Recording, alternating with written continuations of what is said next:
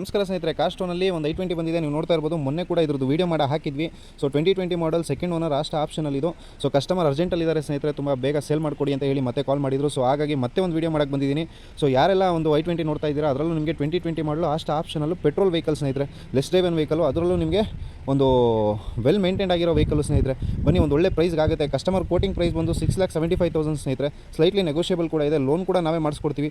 ಬನ್ನಿ, ಒಂದು i20, ಅದರಲ್ಲೂ ನಿಮಗೆ ಯಾರು ಲೇಡೀಸ್ ಈ ಕಲರ್ ತುಂಬ ಇಷ್ಟ ಆಗುತ್ತೆ ಅಂತ ಹೇಳ್ಬೋದು. ನಿಮಗೆ ಯಾರು ನೋಡ್ತಾ ಇದ್ದರೆ ನಮ್ಮ ಕಾಸ್ಟೋನಿಗೆ ಬನ್ನಿ, ಒಂದು ಒಳ್ಳೆ ಕಾರ್ ಬಂದಿದೆ ಅಂತಲೇ ಹೇಳ್ಬೋದು. ಬಾಡಿ ಲೈನಲ್ಲಿ ಯಾವುದೇ ಥರ ಸ್ಕ್ರಾಚ್ ಆಗಲಿ, ಡೆಂಟ್ ಆಗಲಿ ಏನೂ ಇಲ್ಲ. ಸೊ ಕಸ್ಟಮರ್ 2 ಟೈರ್ ಹಾಕ್ಸ್ಕೊಂಡಿದ್ದಾರೆ. ಮೆಚ್ಲಿನ್ ಟೈರ್ ಹಾಕ್ಸಿದ್ದೀನಿ 2000. ಬ್ಯಾಟ್ರಿ ಕೂಡ ಚೇಂಜ್ ಮಾಡಿದ್ದೀನಿ ಅಂತ ಹೇಳಿದ್ದಾರೆ. ನೋಡ್ತಾ ಇರ್ಬೋದು ನೀವು, ಟೈರ್ ಕ್ವಾಲಿಟಿನೂ ಅಷ್ಟೇ, 1000 ಕಿಲೋಮೀಟರ್ ಡ್ರೈವನ್ ಆಗಿಲ್ಲ ಟೈರ್ ಹಾಕ್ಸಿ. ಸೊ ಇಂಟೀರಿಯರ್ ಕೂಡ ಅಷ್ಟೇ ಒಂದು ವೆಲ್ ಮೇಂಟೈನ್ ಅಂತಲೇ ಹೇಳ್ಬೋದು.